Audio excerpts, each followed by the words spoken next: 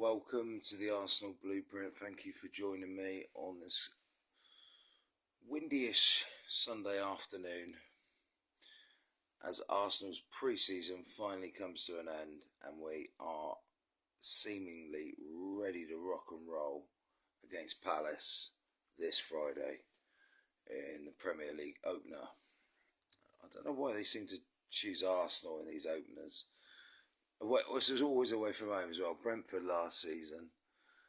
But let's just go back a season. Brentford away, half a team out injured, COVID at the last minute, Ben White making his debut, Brentford newly promoted, awkward team, Tony and Boomer, Brian and Boomer, all these players, really tough place to go. It was for quite some time until the league got going and then teams started picking up results there. But, so what would be one of the second hardest London derbies to pick away from home? It would be Crystal Palace, and that's who Arsenal have got. Now, if you look after the Palace game, on paper, Arsenal could theoretically win all of them up to, say, in September when we have to go to Manchester United, and then it gets really interesting. We've got Tottenham, we've got Chelsea, we've got some really big games. Man City as well. Now, who out there thinks Manchester City, watching the Charity Shield yesterday, Liverpool winning, Community Shield, whatever it's called now, winning 3-1, Nunes beating the Battle of Haaland. Apparently Man City have played 2 pre-season games. For me, that's not enough. You need at least 3, maybe 4 or 5.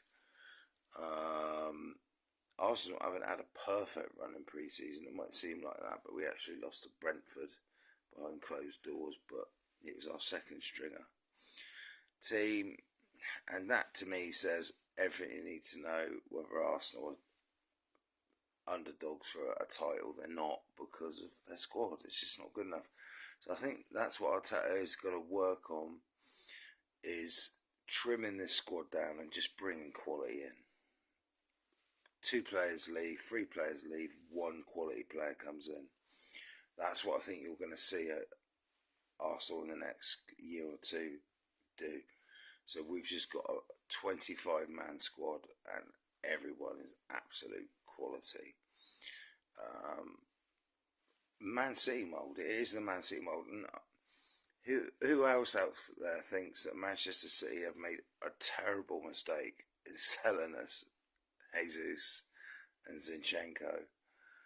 Because I watched City yesterday. Now, Alvarez looks a good player. Haaland's played 30 minutes, all season before, played against Bayern Munich before this Liverpool game. He didn't look ready. I mean, he had a really good chance at the end he should have buried, but Haaland will score goals. But City, for me, have got to change the way they're playing. Jesus, Sterling, Zinchenko. I just can't believe it, the players they've let go. I really can't. I'm shocked. And even Bernardo Silva could be on his way out the door. And there's talk of that Lucas Paqueta maybe City trying to hijack that, but he don't want to come to Arsenal. I think he wants Champions League football, but we'll be able to deliver that to him next season. I'm sure of that. There's a lot of talk. Can Arsenal finish above Spurs? Well, if they play anything like they did against Sevilla in the Premier League, they will blow teams away. The movement of Gabby Jesus is just phenomenal. The guy's on fire. Saka on fire. Martinelli on fire. Odegaard on fire. Partey on fire. Even Xhaka absolutely dominating. And at the back, we've managed to fit in Ben White as an inverted right back, Zinchenko as an inverted left back, and the 2 defenders I've always wanted to see together. I've heard other YouTubers say this as well. Is Saliba and Gabriel, because I think they're the biggest, they're the most imposing. With Ramsdale at the back in goal, and the way we dismantled Chelsea, the way we dismantled Sevilla, it's pre-season, but it builds confidence, it builds momentum. Now, I've never felt more confident going into a pre-season, going into a season after a pre-season like we've just had, especially our first game, which is tricky, which we could lose. I don't think we will lose at Palace. We might come out of it with a draw. As long as we don't get beat there, I'll be happy. If we get beat there, then same old Arsenal, won't it? But you got to remember the teams they beat there last season. They walloped a lot of the top six there. So it won't be an easy game, but the form Gabby Jesus is in at the moment, the pressing, man. Arsenal now turned into an elite pressing team. They're up there with Liverpool and City. I haven't seen a lot of Tottenham, I've got to be honest. I've just heard things, heard expressions saying that Basuma got dragged off at half time against Roma, wasn't playing well. The only player that played well was Perisic. Not surprised there, he's a world class player. But they are lacking a creative midfielder now. Arsenal have an abundance of creative midfielders with Odegaard, Vieira. We are blessed in that department. I just wish we'd have bought Basuma. But I think we need cover for Partey because he's just so injury prone. I think we've got covered just about everywhere else. Tomiyasu, when he's back, him and White will have to fight it out for that inverted right back. Or we can change it up to a 4-4-2 where they fly down the wing. We've got options at the back. We've got options, but I think Saliba has nailed his spot, man. What do you think? I'm so looking forward to going to the Emirates this season. I think our first home game's against Leicester on the 13th of August, so a couple of weeks from now, I doubt I'll be going to that game. But all in all, a fantastic pre-season, and this time Terry of Football Terrace said Arsenal scare him now. It was Chelsea was scary, now it's Arsenal was scary.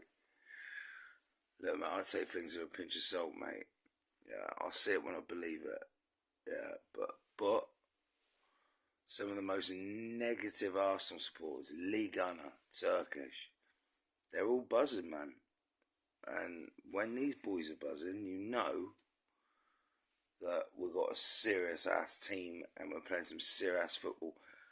My favourite goal was Jesus' second. Martinelli, he took one look up, ball through, and Jesus slid in and smashed it in. It was a magnificent goal. It reminded me of Jesus' goal against Liverpool in the 2 draw at the Etihad last season in the league, in the big league game. And you know what? Man City just didn't use Jesus in the right position. If they put him in the Haaland position, it'd bag goals left, right, and centre. You know, I think Jesus is going to come out of his shell at Arsenal, and he's just going to become a legend. You just know it. You just know it. He's going to consistently bang in goals for us. It's good to see Eddie and Katia getting on the score sheet. Martinelli being very unselfish. Could have bagged one for himself, but team player, team ethics, team spirit, it's all there for Arsenal, man. And if Virgil van Dijk's a Rolls Royce, then Saliba's a Bentley in it at the moment. So Arsenal are looking strong, man. Powerful at the back. Domineering in midfield, creatively, just pockets, triangles, pockets on the flanks. Zinchenko, I mean, did you see that ball from Zinchenko to Saka against Chelsea? He's on the left, in his left-hand position, he just pings it all the way across the other side to the right-hand wing to Saka. It was sick, mate. But yeah, that Gabo Jesus' second goal yesterday was absolutely out of this world. And like Lee Gunner said, I listened to Lee because I wanted to hear what he had to say about it, you know. And man, he didn't say one negative word.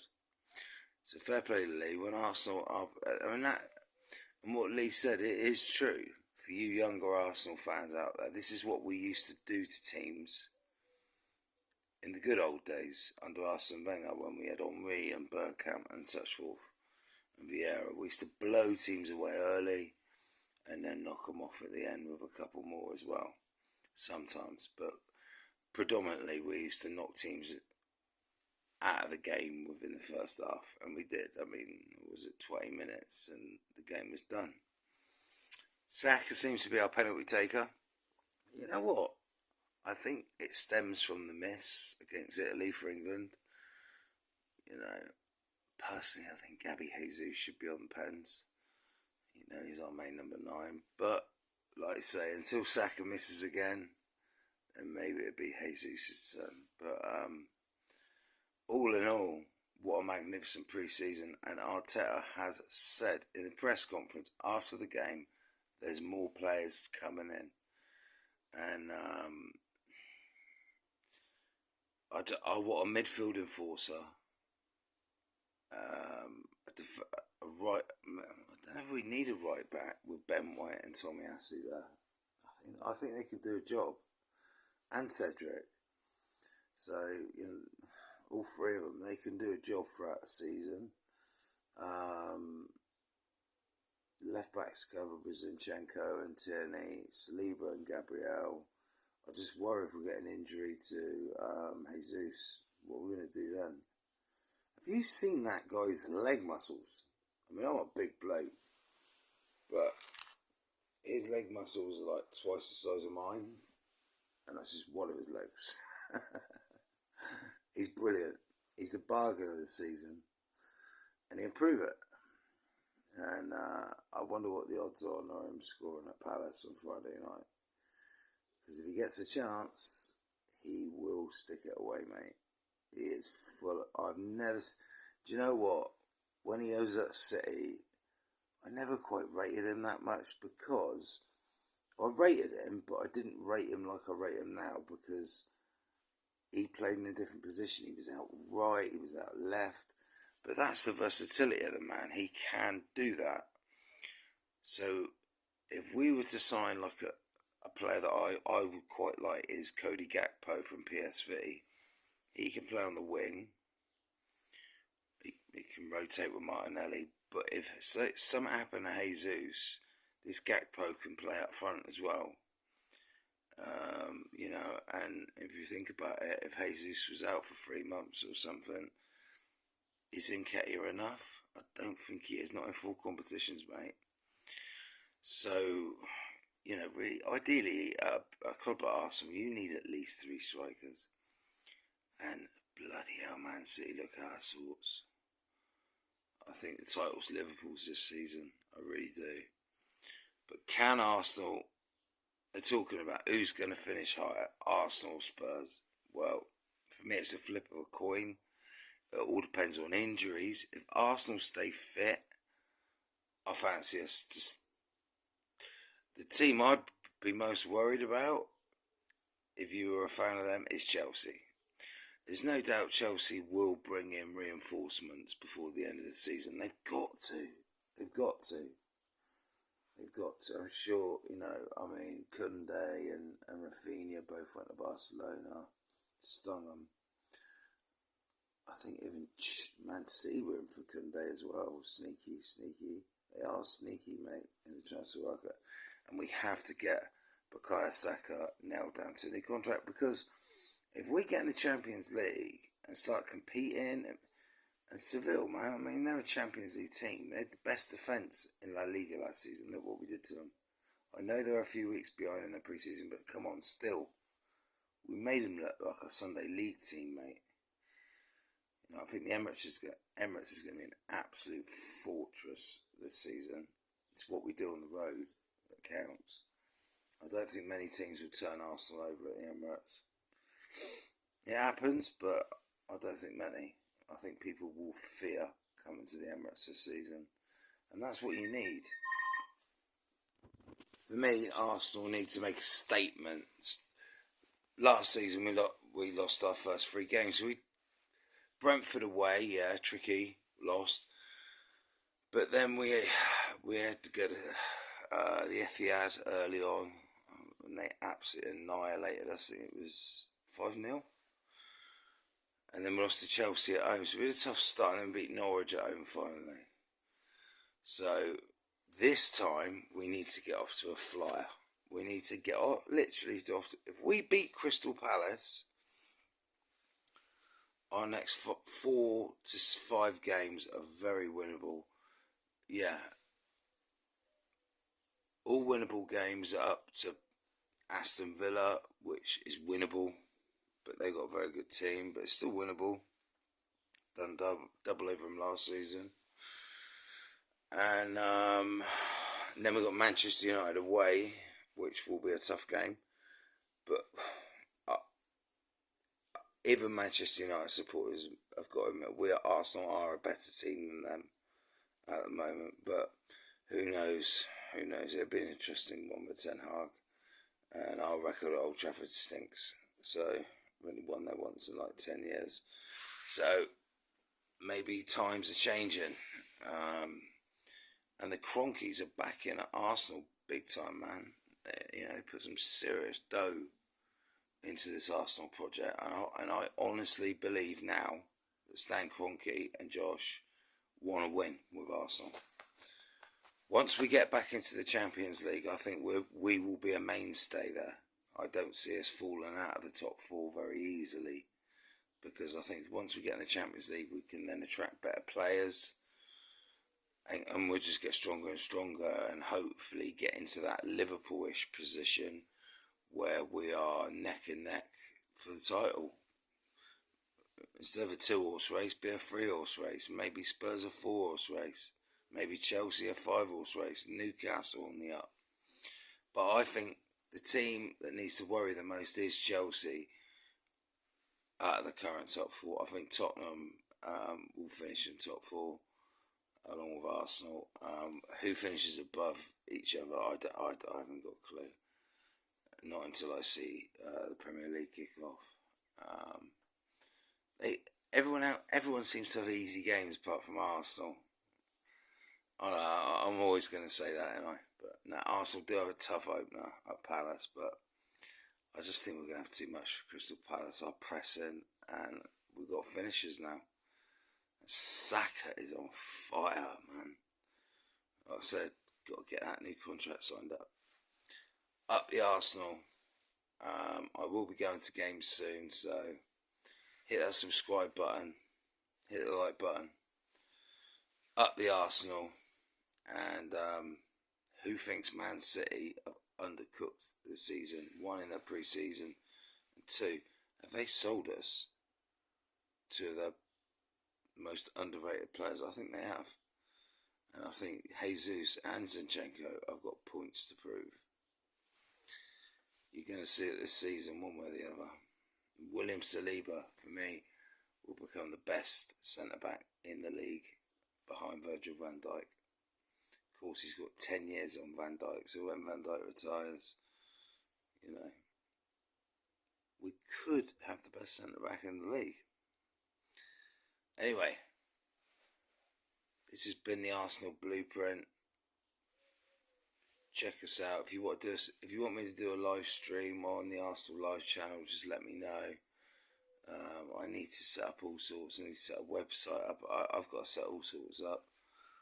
I'd like to get this channel to 1,000 and start a new channel. But when I go to Arsenal games, I'll take you into the Arsenal pubs.